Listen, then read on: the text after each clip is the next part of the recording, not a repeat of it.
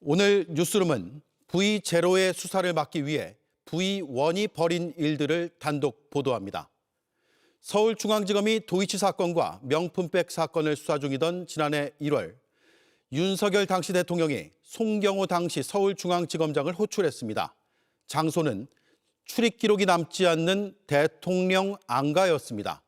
사전 예고도 없이 불러들였습니다. 영부인 수사를 지휘하는 지검장을 만났다는 점은 그 자체로도 문제입니다.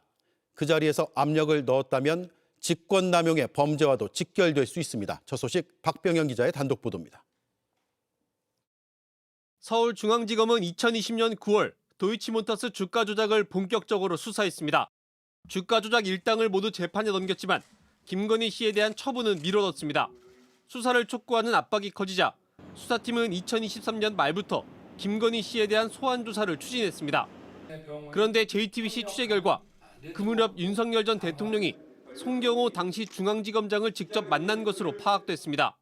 당시 사정 라인에서 핵심 자리에 있었던 관계자는 지난해 1월 저녁쯤 윤석열 대통령이 송경호 중앙지검장을 대통령 안가로 불러들였다고 JTBC에 말했습니다. 사전 예고도 없이 갑자기 송 전 지검장을 호출했다는 겁니다. 대통령실은 공식적으로 출입한 흔적이 남지만 서울 삼청동 안가는 은밀하게 만남을 가질 수 있습니다. 당시 중앙지검은 도이치모터스 주가 조작뿐 아니라 김건희 씨의 명품백 의혹에 대한 고발 사건도 수사 중이었습니다. 대통령 신분으로 배우자에 대한 수사를 지휘하는 책임자인 중앙지검장을 불러서 만난 겁니다.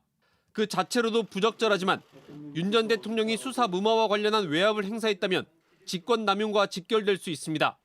송 전 지검장은 국정농단 특검에서 수사팀장이던 윤 전 대통령과 호흡을 맞췄고 윤 전 대통령이 검찰총장 시절엔 중앙지검 3차장, 대통령에 취임한 뒤엔 곧바로 승진해 요직인 중앙지검장에 임명됐습니다.